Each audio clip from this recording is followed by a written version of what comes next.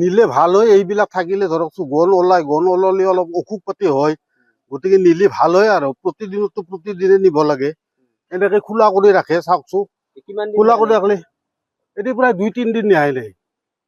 আগতে এনেকে থৈ দিয়ে, তাৰমানে খোলা কৰি নলয়। স্বচ্ছতাৰ কাৰণে আপোনালোকৰ দোকানৰ পৰা কিন্তু প্ৰতিদিনে টকাও চোৱা হয়। টকাওতো লয় আপোনালোকৰ? আমাৰ হেৰিৰ পৰা লোৱা নাই, কিন্তু এনে ধৰকচোন লৈ এৰ পৰা মহলদাৰৰ এই আণ্ডাৰো আছে নহয়, এইবিলাক চুইপাৰ বিলাক, তেখেতকতো সদায় পইচা তোলে, কিন্তু বস্তুটো সেনেকে চাফা নকৰে। পইচাটো তোলে কিন্তু চাফাটো এনেকে নকৰে, যেনে এনেকে কৰিব লাগে সেনেকে নকৰে। গতিকে এতিয়া আপোনালোকৰ দ্বাৰাদি জালো লৈ এতিয়া অলপ চাফা লাগে। পৌৰসভাৰ পৰা আহি এতিয়া অলপ গুৰুত্ব দিব লাগে। ইয়াতেতো লাইটো নজ্বলে আপোনাৰ, এই হেৰি পৰা ৰাতি আন্ধাৰত ইয়াতে থাকবা নোৱাৰি।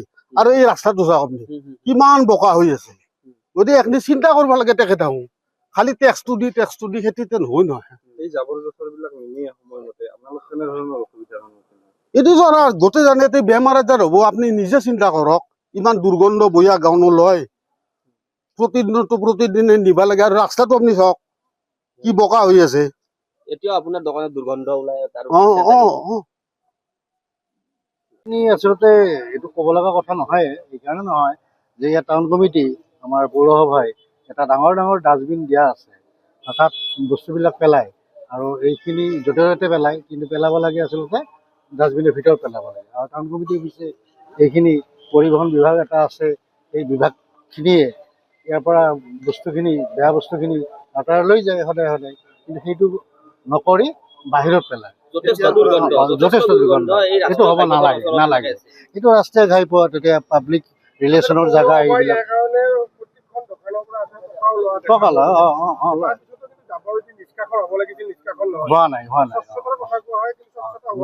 মুঠেই হোৱা নাই। এইটো মানে এই মানে মিডিয়াতহে কোৱা হয় আচলতে, কিন্তু আচলতে বাস্তৱ ৰূপটো হোৱা নাই এতিয়ালৈকে। এনেকে আছে, আমি সদায় দেখি থাকো। জাবৰ থৈ আছে তাত এতিয়া একেবাৰে বেয়া অৱস্থা, তাত ওপৰেদি পৰি আহিছে মানে তাৰ গুৰুত্ব নাই। টাউন কমিটি পৌৰসভাৰ এইবিলাক গুৰুত্ব নাই, পইচাবিলাক ঠিকেই লৈ আছে, কিন্তু যথাযথ ব্যৱহাৰ হোৱা নাই। একো কৰা নাই, আচলতে একো কৰা নাই।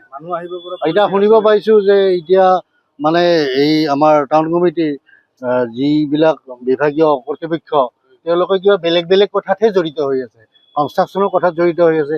এইবিলাক যি চাফ চিকুণ, ড্ৰেইনৰ যি অলপমান মুখাবিলাক খুলি দিব লাগে, এইবিলাকত নাই, কিন্তু সঁচা অৰ্থত নাই।